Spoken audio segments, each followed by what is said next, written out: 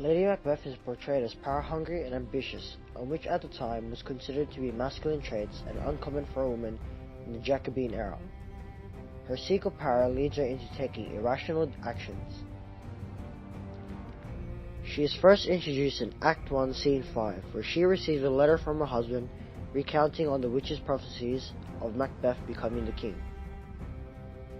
After reading the letter, she is left alone to devise a scheme to manipulate Macbeth's feeble mind to commit an act of regicide against King Duncan. The 16th century people believed that kings had a direct link to the gods and were high in hierarchy. Her thoughts were expressed in a form of a soliloquy and gave insight on her inner feelings. She calls upon the evil spirits to de-sex her. Unsex me here,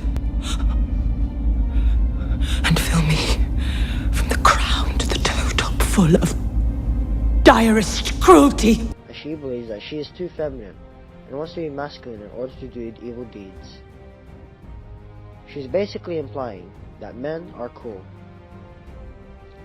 She fears her husband Macbeth does not have the audacity to capitalize on the opportunity to fulfill his prophecy as a king.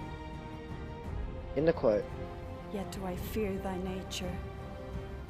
It is too full of the milk of human kindness to catch the nearest way." it implies that Macbeth is power-hungry, but lacks ambition to fulfill his prophecy.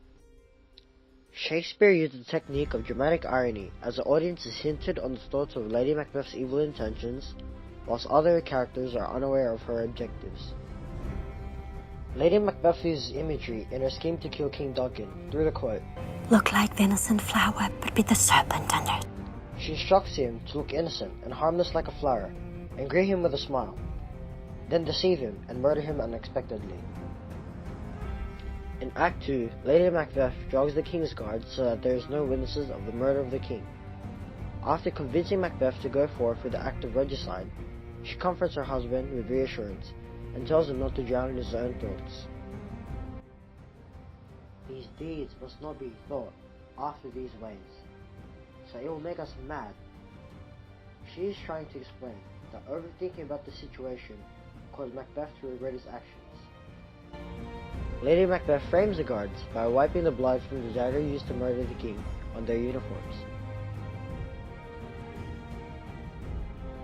Later on in Act 5, she finds her inner conscience has caught up to her as she shows expressions of guilt throughout her slumber. This reveals her fatal flaw as she is portrayed as an ambitious and power-hungry woman in the start of the play, but towards the end of the play, she's vulnerable and she feels like she has deep feelings of remorse. Will these hands now be clean? In her regret, she kills herself, as she believes she cannot wipe the blood off her hands, which is symbolism for guilt. Ultimately, Shakespeare was trying to teach the 16th century audience through Lady Macbeth that being too power-hungry and being too ambitious can often lead into taking regrettable and irrational decisions. He was also trying to imply that males were more dominant than females at the time.